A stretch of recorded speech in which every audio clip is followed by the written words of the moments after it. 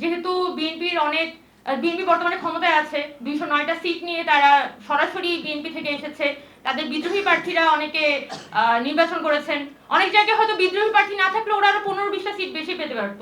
তাই বিএনপির মধ্যে একটা কনফিডেন্স কাজ করতে পারে যে না, সে হয়তো আরো অনেক বছর ক্ষমতায় থাকতে চায়। কিন্তু বিএনপি যেটা বুঝতে পারছে না, বা হয়তো বুঝতে পারছে, তারা এটা স্বীকার করতে যাচ্ছে না, যে এটা 1990 সাল না, এটা 2008 সাল না, এটা 2024 সালের একটা অভ্যুত্থানের মধ্য দিয়ে তৈরি হওয়া একটা বাংলাদেশ। তারা যদি মনে করে থাকে, বা আমাদের যারা মন্ত্রী এমপিরা আছেন, বা আমাদের যিনি প্রধানমন্ত্রী আছেন, তার কানের কাছে যদি কেউ এই বুদ্ধি পরামর্শ দিয়ে থাকে যে জুলাই সনদকে বাইপাস করে তারা আসলে সরকার টিকিয়ে রাখতে পারবে, তারা আসলে ভুল মনে করছে। বাংলাদেশ একটা বড় ধরনের সাংবিধানিক সংকটের দিকে পা বাড়াবে। একই সাথে জুলাই সনদ যদি বাস্তবায়ন না হয়, বাংলাদেশ একটা বড় ধরনের রাজনৈতিক সংকটে পড়তে যাচ্ছে।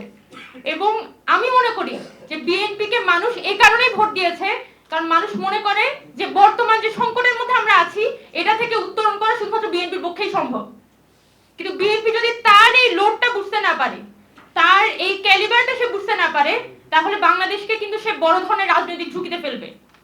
গত 10-15 দিনে সরকার গঠন হওয়ার পর থেকে আমরা দেখতে পাচ্ছি বিএনপির কিন্তু কিছু উদ্যোগ আমি ব্যক্তিগতভাবে প্রশংসা করেছি, যেমন এলডিজি পিছানোর একটা গ্র্যাজুয়েশন পিছানোর একটা উদ্যোগ তারা নিয়েছেন, বাংলাদেশের অর্থনৈতিকভাবে পুনরায় রিবুট করার একটা চিন্তা তারা করছেন, কৃষক কার্ডের কথা বলছেন, ফ্যামিলি কার্ডের কথা বলছেন।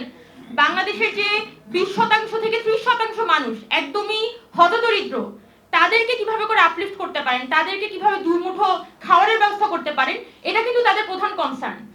এবং বিএনপি মনে করতে পারে যে হয়তো যদি তারা ফ্যামিলি কার্ডের ব্যবস্থা করে দেয় বা ইকোনমিটা সাস্টেইন করে, তাহলে হয়তো তারা এই পরিস্থিতি থেকে মোকাবেলা করতে পারবে। কিন্তু কথাটা সত্য না, কারণ সমস্যাটা দ্বিমুখী।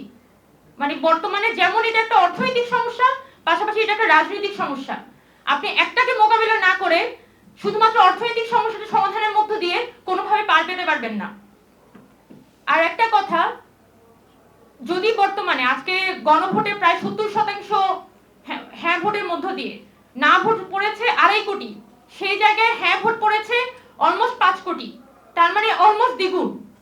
সেই দ্বিগুণেরও বেশি যখন হ্যাঁ ভোটের মধ্য দিয়ে আমাদের জুলাই সনদ গণভোটে পাশ হয়ে এসেছে, সেই গণভোটকে কোনোভাবে যদি এখানে বাইপাস করার চেষ্টা করা হয়, তাহলে সামনের দিনে এখানে বাংলাদেশ বিরোধী যে শক্তিগুলা, যারা বাংলাদেশকে নানানভাবে আনস্টেবল করে রাখতে চায়, গত 1.5 বছরে আমরা দেখেছি যে অরাজনৈতিক শক্তি, যারা রাজনীতিতে যাদের কোনো অংশগ্রহণ নাই, যারা কোনো পলিটিক্যাল পার্টির অংশ না, কিন্তু বাংলাদেশকে প্রতি মুহূর্তে অস্থিতিশীল রেখে তারা ব্যক্তিগত মুনাফা তারা আদায় করে নিত, সেই গোষ্ঠীগুলো কিন্তু ফ্যাসিলিটেটেড হয়েছে।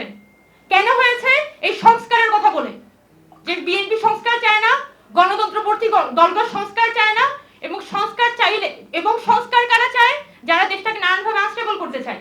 এই ফর্মে একটা ন্যারেটিভ আসলে দেশের মধ্যে ছড়ানো হয়েছে। এখান থেকে মুক্তি পাওয়ার জন্য আমাদের এই জুলাই সনদ, আমাদের দেশের যে একটা কাঙ্ক্ষিত সংস্কার, আমাদের এই যে প্রত্যেকটা ইনস্টিটিউশনাল রিফরমেশন, সেই রিফরমেশনের পথেই আসলে বাংলাদেশকে হাঁটতে হবে।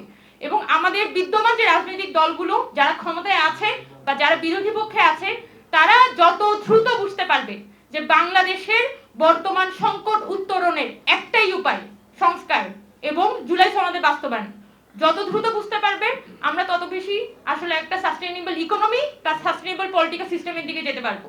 অনেকেই, আমি আমার পূর্ববর্তী বক্তা দিদার ভাই ছিলেন, উনি বাংলাদেশের রাজনৈতিক সংস্কৃতির কথা বলছিলেন, আমিও বলেছি যখন 5 আগস্টের পরবর্তীতে যখন আমাদের চোখে অনেক স্বপ্ন ছিল, তখন কিন্তু আমি বলেছি যে বাংলাদেশের রাজনৈতিক দলগুলোর কাঠামোগত সংস্কার দরকার। কিন্তু এটাও সত্যি যে যখন 2026 সালে ইলেকশনের আগে আপনারা যদি একটু মাঠে ঘাটে ঘুরে দেখেন, তাহলে আপনারা দেখবেন যে মানুষ কিন্তু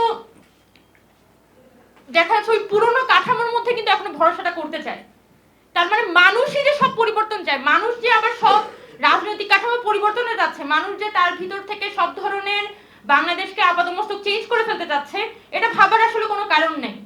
মানুষ কিন্তু পরিবর্তনে চায়, আবার সেই সাথে সে স্বাভাবিক জীবনে তার রাজনৈতিক পার্টি বলি, তার স্বাভাবিক জীবনযাপন বলি, তার যে সাধারণ চিন্তা ভাবনা সেখানে ক্ষেত্রে খুব বেশি পরিবর্তন সে আনতে চায় না। তো বাংলাদেশের মানুষের ভিতরে যে একটা অন্তর্গত বিপ্লব হয়ে গেছে, এটা ভাবার আসলে কোনো কারণ নেই। এই পরিস্থিতিটা মোকাবেলা করা সম্ভব যদি আমরা আমাদের যে বর্তমান কাঠামোগুলো আছে, আমাদের আমাদের যে সংবিধানের যে 3টা ক্ষেত্র আছে, সবগুলোর মধ্যে যাতে হচ্ছে একটা পাওয়ার ব্যালেন্স তৈরি করা যায়, তাহলে আস্তে আস্তে এই প্রতিষ্ঠানগুলো গণতান্ত্রিক হবে। পরিবর্তনগুলো একদিনে হবে না, কিন্তু পরিবর্তনের পথে হাঁটতে হলে অবশ্যই আমাদের এই যে নতুন সংসদ আসতে যাচ্ছে, তাদেরকে আসলে এই পরিবর্তনটা বাস্তবায়ন করতে হবে।